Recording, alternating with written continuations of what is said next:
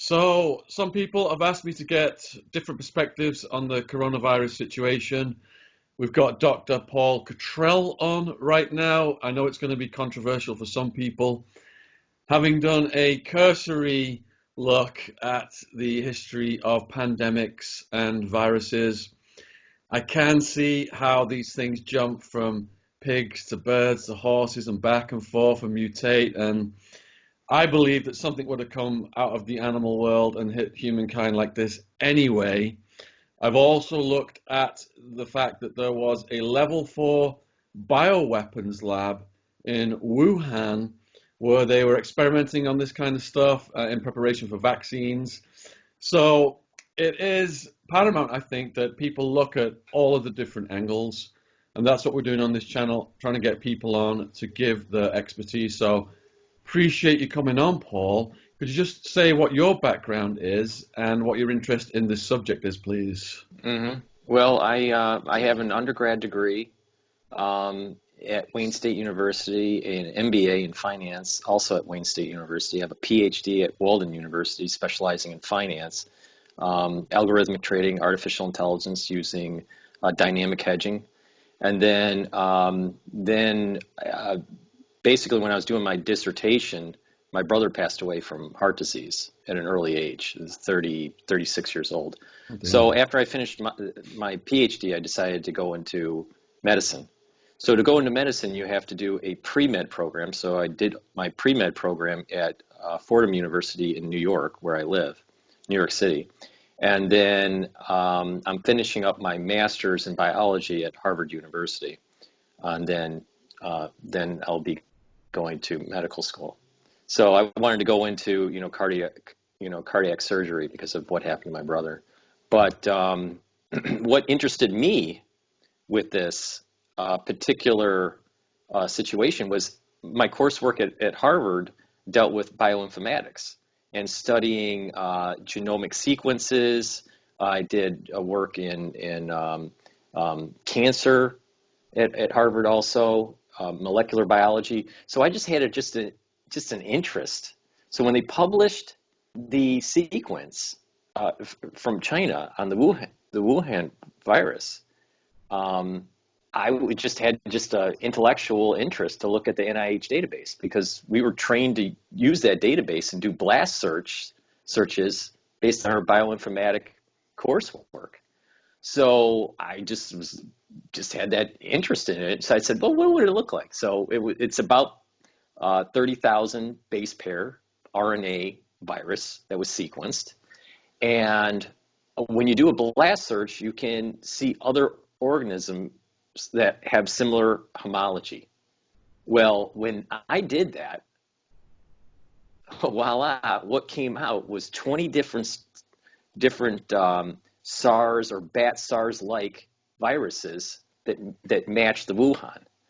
And because of my information or my knowledge in molecular biology, we learn on how to do bioengineering, with viruses, plasmids, to do lab research, cancer research, or studying bacteria or whatever, because that's what happens in a molecular biology lab.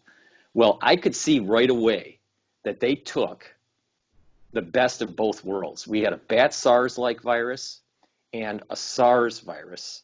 And the bat SARS virus had a better replicase, which allows you to multiply the proteins and the RNA within the cell, and the SARS that had the better S-spike protein. And you could see huge chunks being copy-pasted into the genome of the Wuhan. At that time, we only had 5 sequences from China. Now we have many more because it's spread over the world, and each area has been sequencing their own. So we have a minimum of 35 Wuhan strands, and then we have one sequence that's called RATG13 that seems to have been a branch off of the Wuhan. Then there was a paper that came out shortly after I did that, early February. So I did all this stuff late January. I started January 25th. I did another analysis on January 27th. And early February was when the Indian researchers said, well, there's HIV homology in the spike protein. So I went into the NIH database, looked at the sequence. You can look at RNA sequences or protein sequences. So I looked at the protein sequences and saw the 4 insertions at the S protein, or the spike protein. And that is the protein, for ones that don't know, that actually docks into a receptor. So at that time, we knew that it was going to dock into the ACE2 receptor. So that paper kind of focused on the 4 insertions, HIV homology. I saw it, confirmed it. Fast track, to just about a week ago, talking about the RATG13, that also has the HIV homology, and that's why we think that's spun off of Wuhan. There is a little bit of stochastic changes in the RATG13 for the GAG insertion of the HIV, but it's almost exact for the glycoprotein 120. So at that time, it was like, whoa, something's not right here. This was bioengineered. And then while trying to investigate why was it bioengineered, you can kind of see in the literature going all the way back to 2010, maybe as far back as 2008, them building this up in the different research labs. And different people were publishing, and they wanted to understand why the bat is the natural host. So they kind of supercharged this virus to understand what's going on in the natural kingdom. So when someone says it's bioengineered, it doesn't mean bioweapon. But that doesn't mean that they can't use it as a bioweapon. So probably what happened, I think, because there's Francis Boyle, Dr. Boyle has said, well, maybe it was sold and it's a bioweapon. I think this is what happened. In around 2010, they were starting to modify this and add chunks and build this, what we'll call the Wuhan virus, okay? Probably around 2015, there was probably a split. While you still had, let's say, scientific discovery, scientific bioengineering, there probably was a split around 2015 where it went blackout. And so you might have had a scientific study and then this more bioweapon development thing that's going on. I've been more focused on the scientific one because I at least can track that in the literature. So you're not going to be able to track a black op, weapon system. But that's basically what happened. And over time, I've been able to looking at other research papers and other individuals that have been helping me on my YouTube channel. I kind of have a little army of 34,000 people, helping. So it's a team effort. But there are multiple receptors. It's not just ACE2. There are many receptors that have been recently discovered that this could utilize, and why there is some disparities on infection rates around the world. And that explains, like, some ethnicities will upregulate different receptors, not just ACE2. So, and that's, I think, the part of the explanation why we're seeing the explosion of infections, let's say in Iran and in Italy. It's not just, it's a very complex problem. It's not just receptor upregulation. It's also sociological, how we behave in a society. But not all those factors are equally weighted. So, and I think in the mainstream, they've been focused on more of the sociological reasons, how people behave in a society, and why it was spreading. But I think that there is a very big biological component that's different, dealing with the upregulation of the receptors. So some of your scientific vernacular has flown over my head. I imagine it has to some of my viewers as well. HIV Oh, I'm sorry. homology. What does HIV homology mean? Okay, so basically what it means is that the HIV virus, one of the viruses, HIV-1, is the known virus that get, is AIDS, right? So that is a retrovirus. Coronavirus is not a retrovirus. They're both RNA viruses, but their mechanisms and how they work inside the cell when they're infected are totally different. Totally different. But you can take bits and pieces of one genome and supercharge it in another. So what they did was they took the glycoprotein 120, which is the spike protein of HIV, pieces of it, and put it into the spike protein for coronavirus. Now, what that means is that it allowed certain charges. Proteins are neutral.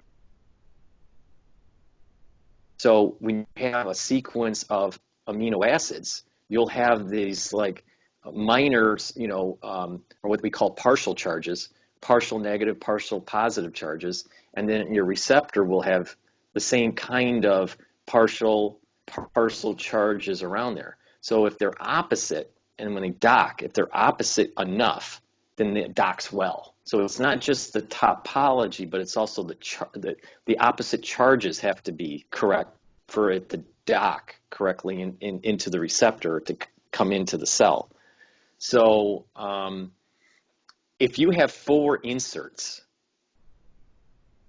3 of them coming for the glycoprotein 120, which is the spike protein of HIV, okay, virus. 3 separate insertions plus 1 insertion for GAG, which is tied into the capsid assembly. For that to happen zoonotically is very rare.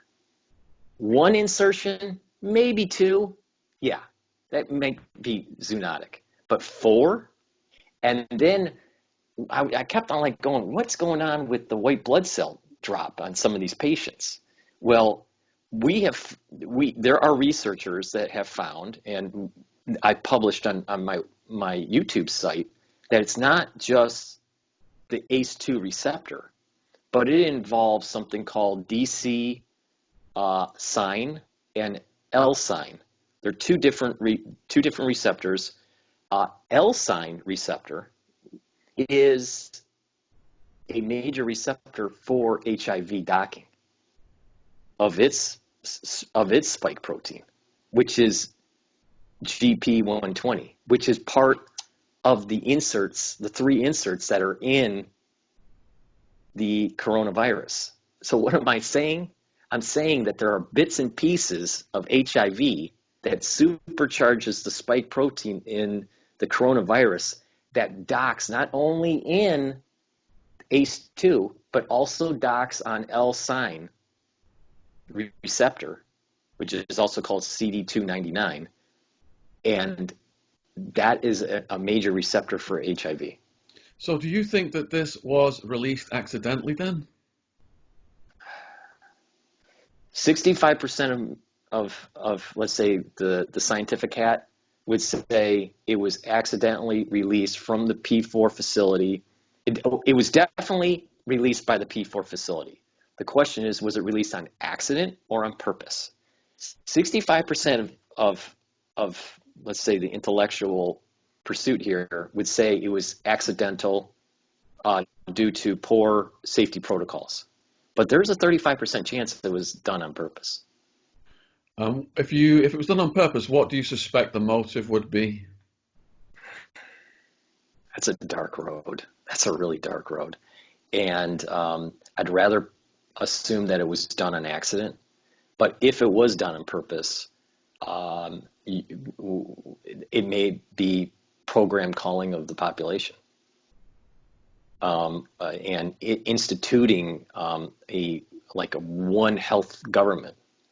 There's this one world government. If people pay attention to Agenda 21 or Agenda 30, part of that agenda is what they call One Health. And One Health is a global health. And then if you if you subscribe to the idea that it was purposely released, that, and you look at how the WHO has basically placated to China, kind of kowtowed to China, afraid to question China and their numbers and how they treated this early on in Wuhan. It makes you think that they are rolling out some sort of One Health agenda. That's a subset of Agenda 21, Agenda 30. So it's probably a globalization play. So if it is engineered like this, looking at previous pandemics, Spanish flu lasted over a year, bubonic plague lasted 5 years, do you expect this will mutate and there will be further waves? If we look at the epidemiological curves of the Spanish flu of 1918, there was there were multiple waves. There was a primary wave, a secondary wave, and a smaller tertiary wave. That's the best evidence, the best proxy that we have of what this would probably be. Now, the Spanish flu was zoonotic. This is not zoonotic. So the dynamics, it might be a fallacy to use that as a proxy, all right? I do know this. There are multiple receptors, and I called it pinballing. So if one receptor loses affinity, normally, let me backtrack. Normally, when a virus is newly introduced in a population, you'll have a spike in activity, and then it'll start to die down. It's called attenuation. So as it's attenuating through the population, it starts to weaken. The reason why is the replicase isn't very good because viruses don't have like proofreading mechanisms like we have. Higher organisms have more proofreading mechanisms as it's duplicating its genome. So the replicase makes lots of mistakes. So there's lots of mutations. But through natural selection, it can either become very virulent, or it can normally viruses will attenuate in the population and just kind of live within the population and not just kill everything off, right? I mean, someone could just do the mind experiment. Ebola is very deadly, but it dies off so quickly that it can't learn to live in the population. Now, my fear is because there's so many receptors that this can deal with. All right, it can deal with ACE2, it can deal with GRP78, it can deal with CD147, it can deal with CD209 and CD299, and maybe others. That it'll pinball, where it'll attenuate from one, lose affinity, let's say ACE2, but gain affinity later down the road for, let's say, CD147. And so my concern here is that, yes, there will be a secondary wave and a tertiary wave, but my real worry is that it stays dormant for 5 or 6 years and then gains function and virulence and pops back up, just like how it is right now, 5 or 10 years later. And so, that's my bigger concern. I'm more concerned about what's going to happen 5 or 10 years later than actually right now. So in the mainstream and even on Joe Rogan, we've seen doctors get interviewed who are convinced it crossed over from animals. Are there other people in the scientific and medical community that you're working with that are corroborating your perspective? Well, here's the thing, is you can look at it 3 different ways. You can look at it from a bioinformatic way, a purely statistical way, and the paper trail. And all 3 vectors point to the same conclusion, and that is it was bioengineered. And let me give you, I explained on how it was bioinformatic, where there's huge copies. All right. You're talking, when I say huge copies, I'm talking about 2,000 nucleotide. And it took the best of both worlds. They took the best from bat SARS-like and put in 2,000 nucleotide paste, and then about a little bit more than 500 nucleotide paste for the spike protein from SARS. And then they put a cherry on the top with the 4 inserts of HIV. For all those things to be zoonotic, if you look at it from the statistical point of view, that would mean that a bat would have to have bat SARS-like virus, SARS virus, and AIDS to have them translocate. It's called translocation. For them to accidentally chunks be put in to the genome. Then it being at a P4 lab that's next to a fish market. If you add all of that up, it's probability. You got to times it. Each one of those things, it's like 0.0001% chance that all of these things could have been zoonotic. So could it have been zoonotic? Yes, but the probability is so low that to be scientifically honest, you would have to assume that it is bioengineered. So that's just the pure statistics of it.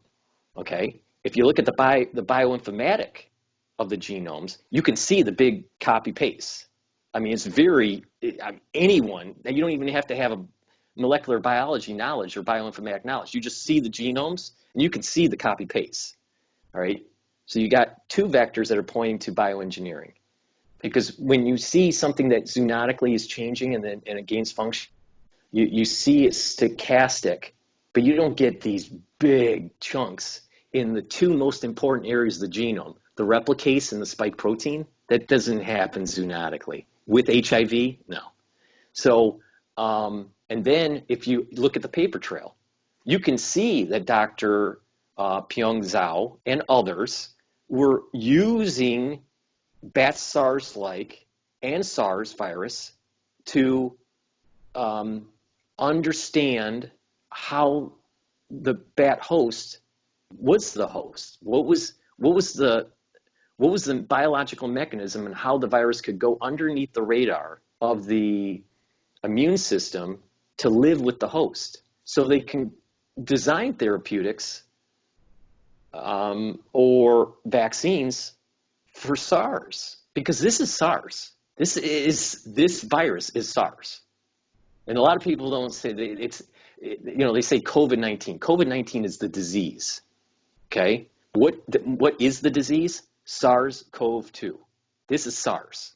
And it's not projected in the news, but in the scientific nomenclature of this virus that we're dealing with is SARS. And we know how scared and deadly that is. And they supercharged it in the lab to study it. Okay? Now, maybe in 2015 there was a black op, and we don't know, because there's no way we could paper trail that. But if you look at the paper trail of how they were building this up in the literature and publishing how the bat is the host and how SARS works, you can see this developing. You can see how this was being engineered through not all, but a lot of different labs around the world. Canada, the United States, and in China. So you can see the literature using this as kind of a model. So it's not out of the realm of possibility that this is bioengineered. So I'm looking at 3 separate vector points, and they're all the 3 separate vectors, and they're all pointing to the same conclusion: bioengineered. I wish it wasn't, but it is bizarre that they had the level 4 weapons lab in Wuhan experimenting on this, and then the outbreak is there. Definitely bizarre. Here's another point. Here's another point, though. A lot of researchers that have a lab, they get grants from the government. All right, and they don't want to say something that might tip the apple cart for their research. So people need to think that, well, people that are saying that it's zoonotic, where is their funding coming from? And a lot of that funding that are saying it's zoonotic is usually coming from government funding. And the governments need they need this funding to maintain their lab. But not only that, the government needs their lab to possibly do the black ops. So, I mean, the point I'm making is there's a symbiotic relationship between the government and these individuals saying it's zoonotic. Because if people wake up and realize what has been going on in some of these research labs and the protocols and the ethics issues that are happening, it may shut it down. People might see. The problem is that the average citizen doesn't fully understand what is going on in these labs and how they're manipulating genomes and how deadly these things could be. A P4 or a BSL4 lab, that's deadly. That's a deadly pathogen. So, unfortunately, the scientific level baseline for our society is relatively low in this particular discipline. So if that was released accidentally or maybe even intentionally, wouldn't that be a declaration of war on the US and my country?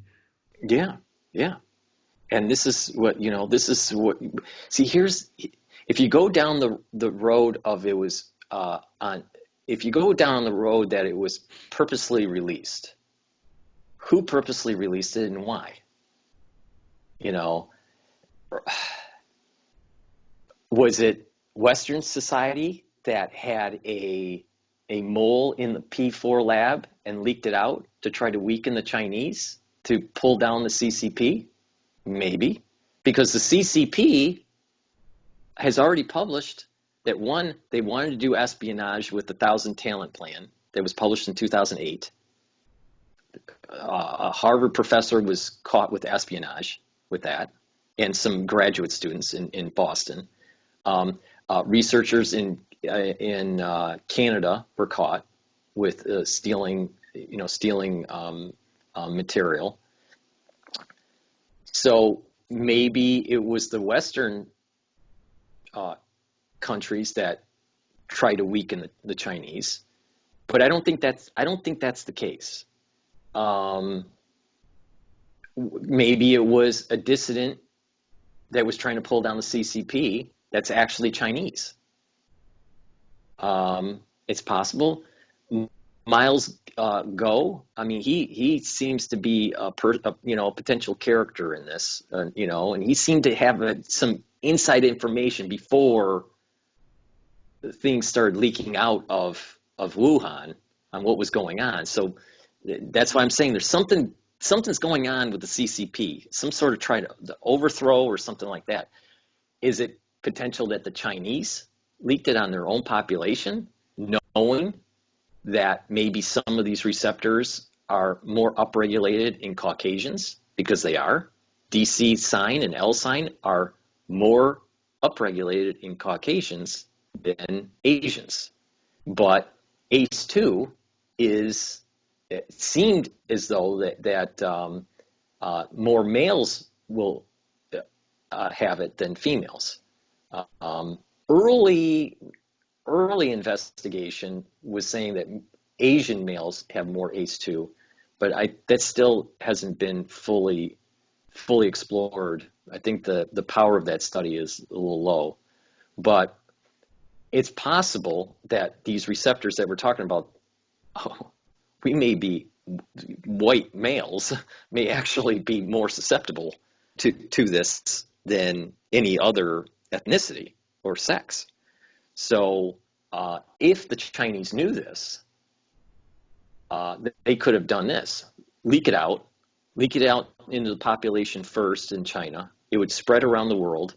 When we start getting sick in the Western world, they would be starting to get better, and it will allow them to institute their 2025 plan, which is to control the first island chains, and thinking that the United States would be sick, they wouldn't be able to fight a Pacific battle. But that's speculative. I mean, I don't have any scientific proof. That's more kind of like more like Pentagon wargaming than anything else. That's why I said 65% of my thinking was that it was accidentally released from the P4 lab. Definitely bioengineered. I have no doubt it was bioengineered. But the question really is why did it leak out? But I just for my own sanity, I would prefer that it was accidental, because it's a really dark road if it was on purpose. And who did it? Was it a CIA black operation to pull down the CCP? Was it a globalization move to try to institute this One Health and an enforced vaccination program? On my channel, I look at this problem multifaceted. It's the scientific, the biological, the pathogenic kind of pillar. There is the financial pillar, and then there is the sovereignty pillar, all right, or the legality pillar. And I'm seeing that one, it's devastating for our own health, but it's also devastating to the economy. I mean, we're going to go into a depression. I mean, the whole world will go into a depression. We haven't seen anything like this before. It's like 1929 with Spanish flu all at once, right? And we have a much more interconnected world, and everything is, computerized, where everything happens faster. So everything is going to fall quicker. So we're going to go into a depression, I think. And then my concern is that it created such havoc in the economy that a lot of countries will say, we can't have that financial hardship again, so we're going to do a forced vaccination program. See, if you notice the nomenclature, COVID-19, how they name it, it's already programming in our mind that there'll be a COVID-20 and a COVID-21 and a COVID-22. So you got to go get your vaccination to make sure you save that economy. This is a war against coronavirus. See, we're already being programmed in the media to start thinking that once that messenger RNA platform is proven out for the vaccine, for this virus, I'm concerned that it will have forced vaccinations, or you can't go to work. And that's the easiest, that's the fastest way. That's the fastest way to get compliance. It's interesting that you got a financial background. Every day, I used to work in the stock market. Every day I'm getting messages from people saying, should we buy the stock market here? And I'm saying, that's catching falling daggers, don't do it. And every day it's going lower and lower. The average bear market lasts about 9 months. So you saying you're seeing like a full-scale depression scenario, housing prices collapsing, interest rates collapsing. Could you just expand a little bit more on what the time frame is there? Sure. And if there's like a second and a third wave, I mean, we're already at the brink of collapse now. If there's a second, more virulent wave, where would that leave the global economy? Well, I believe that this whole duration of this virus, or viruses, because it's probably multiple, is going to last 18 to 20 months. And that's basically what happened with the Spanish flu of 1918, okay? But we have a bioengineered one, so it's probably going to be more virulent in the secondary and tertiary wave. That's my guess. It could attenuate, but my guess is it'll be more virulent. Because there's multiple receptors, they'll lose affinity for one and gain affinity for another. The market, I look at the S&P 500 because I'm in the States, so it's 500 stocks. It's diversified, so you get a good cross section of the economy versus, let's say, the Dow 30, which you don't have a good cross section of the economy. When you look at the VIX index, the VIX index, we hit in this period, we hit about 82 on the VIX. Now, people that trade realize that that's a lot. So there is such a thing as acute risk and chronic elevated risk. Now, we've had a lot of things that have happened in the last 20, 30 years. We had the Gulf War, Desert Storm. We had the tech bubble. We had 9/11. We had the Afghan War and the Iraq War and Syria. These were all, and then we had Lehman. These were all periods of really elevated risk in the stock market with higher VIX levels. But out of all those, only Lehman gave us an 80, I think it was an 89 on the VIX. That's very high, and we know what happened with the Lehman crash and housing prices and everything here.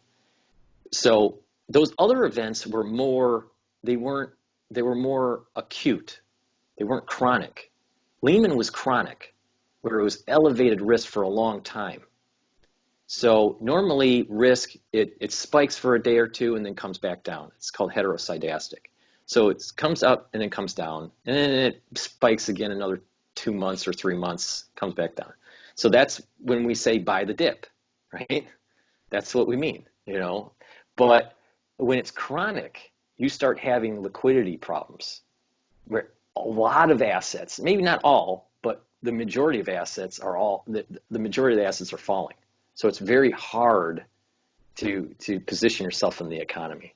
So all markets are becoming in disequilibrium or in a chaotic attraction, if you want to use terms in chaos theory.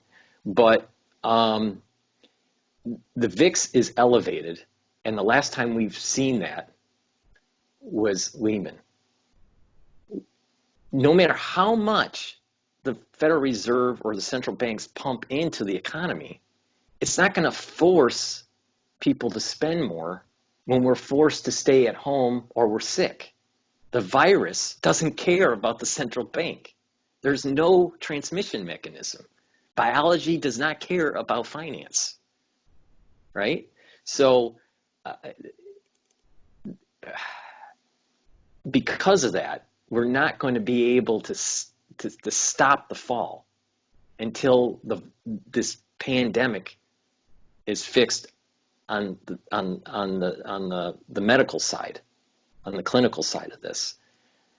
Because of that, I believe home prices will start to fall. We're going to have 50% unemployment. This is going to last for 18 to 20 months because of this secondary and tertiary wave.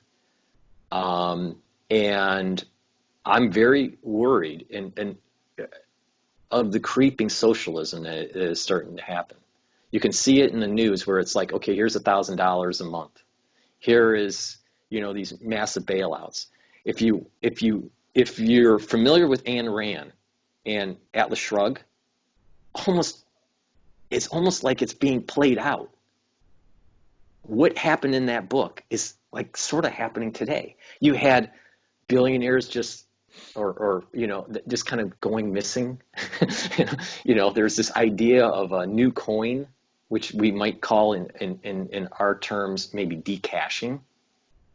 There is this a collapse of the society, and and government's coming in to try to create all these socialistic programs. Atlas Shrugged is almost like a prophetic vision of what we're living through today. Not exactly, but I mean, there's a lot of similarities. So I'm concerned about the creeping socialism, and because of that, we're not gonna have that capitalistic society that we may actually have, quote, a new normal, but it ain't capitalism. It may be socialism, and what happens with decashing? What will happen is it's like, well, we have bills and coins. Well, now everyone's afraid of COVID-19 or COVID-20 or 21. So we're told we got to get rid of cash and we got to get rid of coins, but then you're permanently in the banking system. It's almost like the banks need us to, they need that bail. It's called a bail-in, right? That's what And that's what decashing really is bailing in the banks. So there's a lot of problems, but I suspect that the S&P 500 will go down to 1700. And that will be I'll reevaluate to see if it goes down more or not. But I would not buy until it hits 1700 with a reevaluation to see if it's worth it. But right now it's around 2300. So it's not going to take that much longer to fall to that with the reevaluation. Now, maybe we're lucky. This is with the assumption that there's going to be a secondary and tertiary wave with a lot of deaths and a lot of infections. I'm expecting 165 million people being infected in the United States. And I've been throwing out like really big numbers that people like, are you crazy? In 20 months, I believe 165 million people will be infected. 5-6 of those will be mild. 1/6 will be severe. 25% of those will die. Well, if you work out the numbers, it's about 6.9 million people in the United States because of the health will have complications from COVID-19 and die from it. That's because they're obese, they have diabetes, they have heart disease, they have kidney problems, yada, yada, yada. So that's going to have a devastating economic component too. So this thing is going to echo. Once we're done with the pathogen, this is going to echo for years, into the economy before we come back up. We call the green shoots. Bernanke called it the green shoots. We're talking years before we see a green shoot, if it's at this severity. But if we're lucky, and that there is a therapeutic, there's some talk about this chloroquine, being a potential therapeutic when it's used in conjunction with antibiotics before remdesivir or a vaccine is developed. If we're lucky and we can slow that R naught value of spreading this virus, because it's around 4 to 6, depending on the data that you look at. If we can slow that down and bring it down to 1 or less, then we can, not have as much damage to the economy and potentially have an attenuated secondary and tertiary wave. But, we got to be really lucky. It's not out of the possibility. We might get lucky with it. But, the worst case in the United States, 6.9 million people die, and we're in a depression, and we're not getting out of this for about 5 years. Best case, we, are 18 months into this thing, and we have so much of a control with it, and we're talking about maybe hundreds of thousands, millions of people infected, and maybe hundreds of thousands that die from it. Which is, I think, the best case. But that's only if we're lucky with that chloroquine or some other therapeutic. Do you think the death toll will be exacerbated because we've outsourced drug production and medical equipment production to China, and that basically now the home economies need to convert their industries into manufacturing those ventilators and the oxygen and providing everything else so that the intensive care units aren't overwhelmed? Yeah, it's a realization that Western cultures have been outsourcing for some sort of profit maximization to lower cost centers. We have outsourced way too much our economies to potential enemies, right? Just to make sure that we're making a quarter that quarterly profit. So it's a major problem, and we're starting to see, when Trump became president, we started to see manufacturing slowly coming back into the United States. I don't think anyone had any idea on how much of our pharmaceuticals were being created in India and in China. I mean, really important, pharmaceuticals that, are life-saving, And when that supply chain is disrupted, either because of geopolitical issues or because of this pathogenic issue, Congress started waking up. We have a senator in Florida, his name's Rubio, who was a chairman of one of the committees, and he was really drilling, down during the hearing, saying, "Hey, we need to bring these pharmaceuticals back into the United States for manufacturing, and also the ventilators."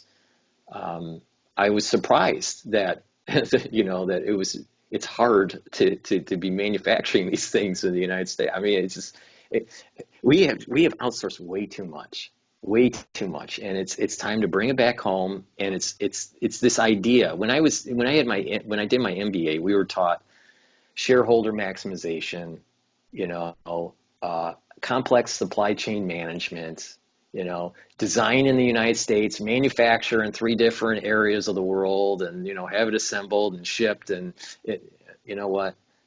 That's a fragile system when you're talking about just in time.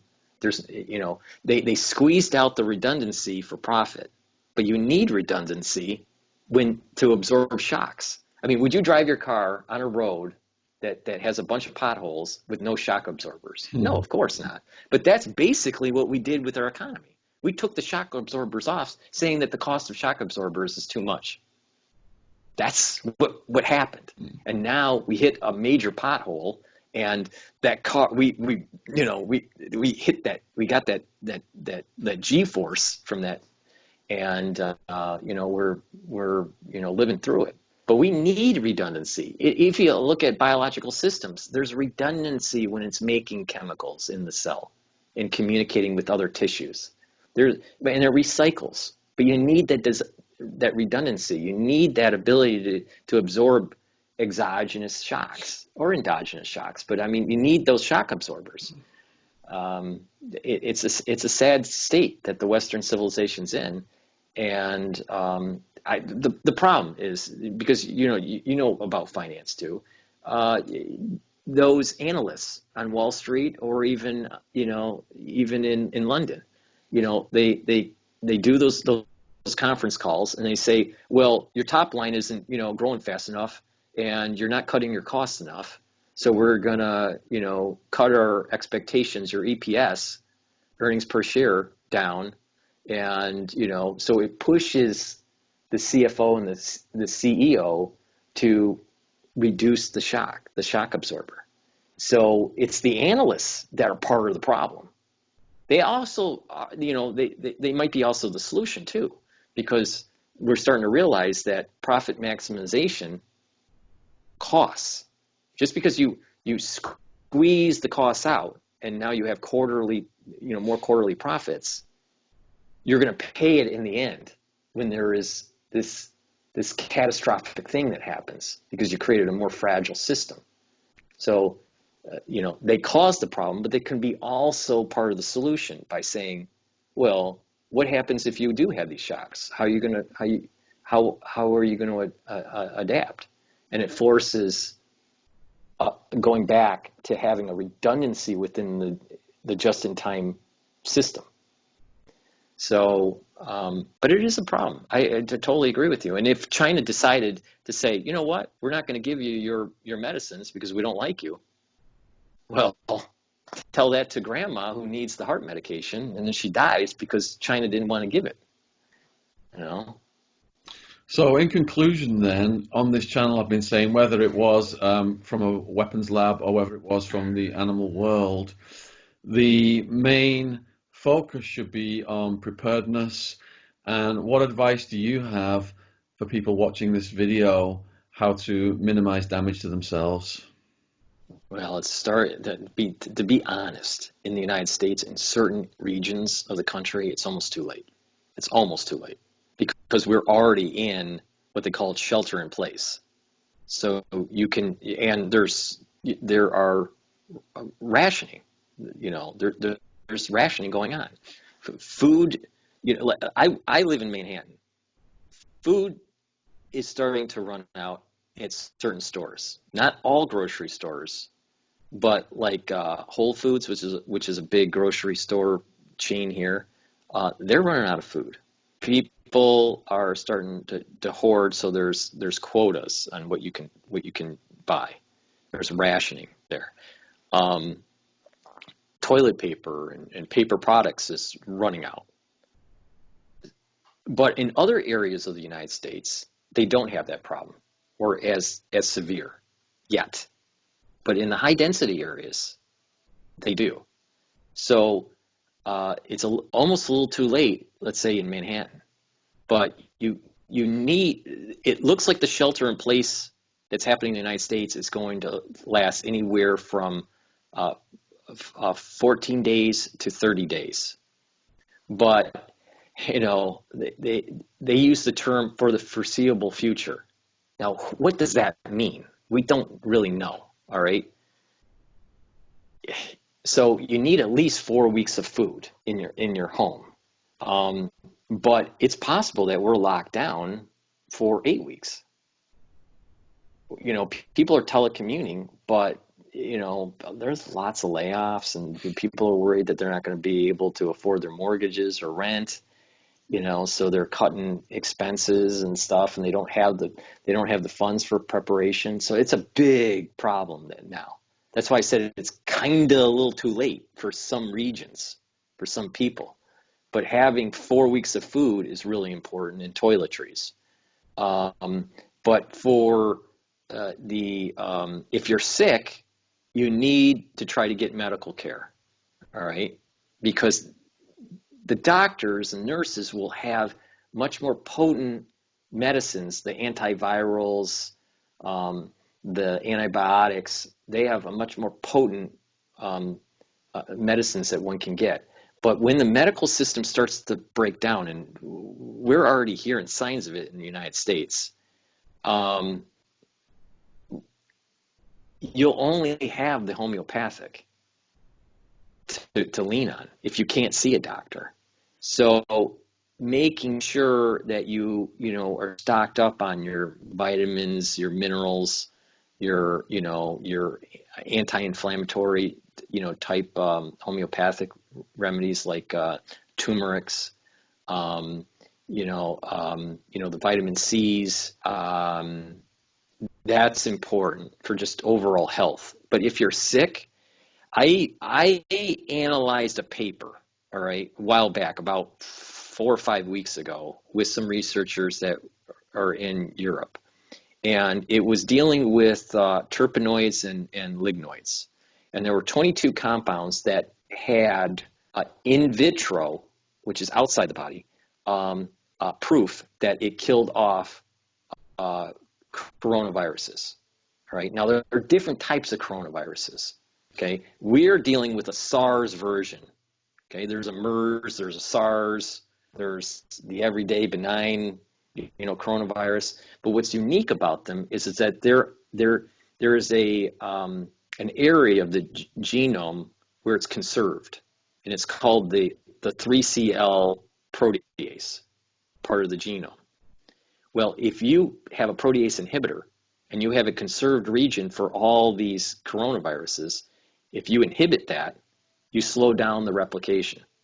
So these terpenoids and lignoids are protease inhibitors, but they're lower dose than the protease inhibitors that the doctor can provide. But there are off-the-shelf nutraceuticals or homeopathics that people can buy that have these compounds in it. And one of them is forskolin, the other is relora, calendula, birch bark extract, and licorice root. If you get those, and they're still available, let's say like on Amazon or other, health food stores, that will help if you can't get to a doctor. I'm not saying it's a cure, and I'm not saying that it's better than what you're going to get from a doctor. What I'm saying is it's something is better than nothing when you're sick. Making sure that you have filtered water, drinking fresh water. You stay away from the fluoride type waters. That is an endocrine disruptor. So having filtered water, and I take iodine supplements to just have a healthy thyroid. But those are the things that you can do, anti-inflammatory, to make sure that you reduce that cytokine storm in that second wave, and the protease inhibitors that are in natural supplements or nutraceuticals that one can get that I just mentioned, are ways to, and other antivirals that are in the homeopathic world that people know about. Thieves' oil is another one. So those are things that people can get. It's not a cure, but it's at least a tool in the toolbox that people can use to try to help with fighting this pathogen. Boosting up your immune system with products like nano silver or structured silver. Sometimes people can buy products that have this nano silver in a gel or in a liquid form. That is known to boost your immune system. And if you have a boost immune system or a supported immune system, you are able to fight pathogens better. If you have a weakened immune system, obviously you'll get sicker more often. So the key is, try to get as healthy as you can before you get hit by it. It's like a charged battery. If it's fully charged and then you get hit by the virus, it goes down like this. But if your immune system is already low and then you get hit by the virus, you just don't have the energy to fight it. So it's preparation in that regard too. So in the description box below this video are links to your YouTube channel and links to all of your socials. If people want to get a hold of you, what is your preferred method? Twitter, Facebook, YouTube? The best way is actually on my website. That they can, they can just hit the contact button and then write an email, and then I look at that. Okay, I appreciate your time. That's the best way. Appreciate your time. As a disclaimer, I'd just like to say that I am not a doctor. If you do have a medical situation, I urge you to consult a range of experts, not just get one expert opinion. Also, some of the people watching this video may find it extremely controversial or upsetting if they've lost people to the coronavirus already. And to those people, I just say, on this channel, we're just trying to get people on with a range of perspectives so we can come to a more informed decision to better our own preparedness for what the whole world is suffering through right now. And if you've got any other guests you would like me to interview who have perspectives similar or the opposite to what you've heard today, I will be happy to have those people on the channel as well. Just email over some contact details. So thank you very much for your time, and whatever's going down in your neighborhood, I hope it doesn't get too heavy. And I mean, we started the lockdown where we have 100% non-essential workers in the state of New York are told not to work, not to go to work, and not everyone can commute, and or telework. So the layoffs you're just starting to see layoffs happening in New York City, and we have about 23,000 restaurants that are affected. 23,000 restaurants. I mean, that's a lot. There's a lot of people that are employed in that, in bars and that sort of thing. So it's going to affect the economy for sure.